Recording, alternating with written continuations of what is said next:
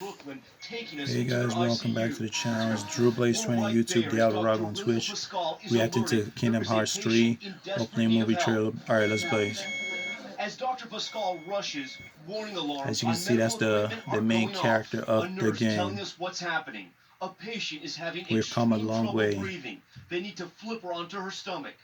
And decrease the, help them to He's one breathe of the and breathe characters better. you get to play This is the as. moment doctors face around the clock.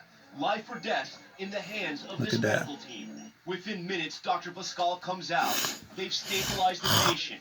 He tells us what just happened. What happened just now is an absolute emergency. It's a life or death situation. Unfortunately, that's what we're seeing with a lot of our patients here. It's, we run around this unit many times just putting out fires. With hospitals still pushed to the brink, new spaces are still opening.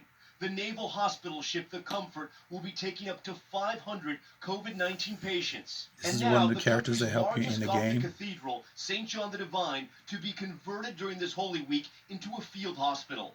Tents to be set up beneath the nave and in the crypt below. A drastic step, but doctors telling us so much of this virus is shocking. I just took like a bird's eye view of the ER This is and the saw story of people it. struggling to breathe, and all the monitors with He's a low good guy, oxygen. by the way.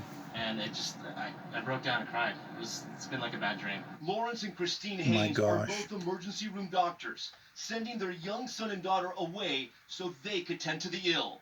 Just knowing that every day we are hopefully making a difference The and trailer is amazing. saving lives and showing up and being where we need to be. I think that's enough motivation to get through. And tonight, new numbers in New York reveal 61% of Wow. those killed were men. 63% were age 70 or over.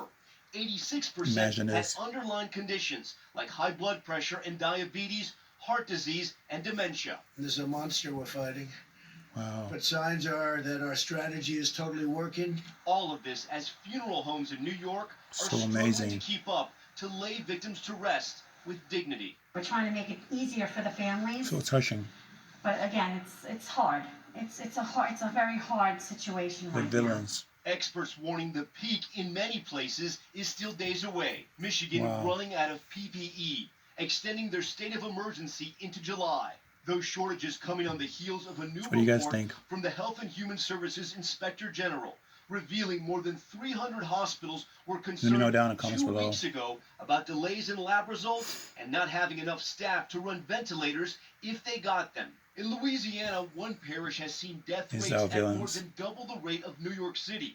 But now, the state is getting more of those critical ventilators. Just because we My think we're gosh. starting to flatten the curve doesn't mean our job is over. And in fact, now is the time to double down. Ventilators are so important for patients like Paul Logan, Amazing. a 57-year-old athletic director from Indianapolis.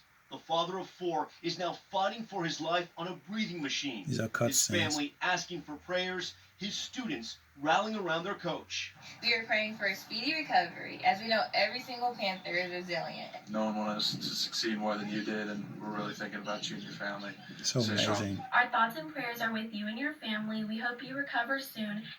All of them sending a message tonight. Tom Yamas with us tonight outside Villains. St. John the Divine Cathedral, the site of that planned field hospital in the coming days. And Tom, as we cover this outbreak in the middle of this storm, Chess. there are also new questions tonight about what the federal government knew and when they knew it, whether they did enough to prepare Villains. Americans for this.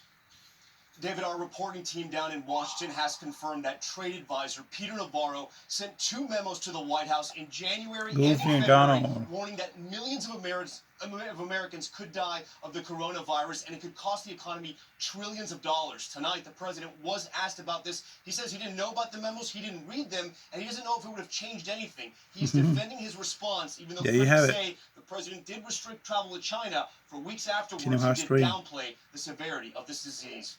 David? Tom Yamas with reaction from Washington, and I should note that Let me know ambulance down in the went comments behind below. Tom, Drew that Blaze is such 20. a common sight these days here in New York.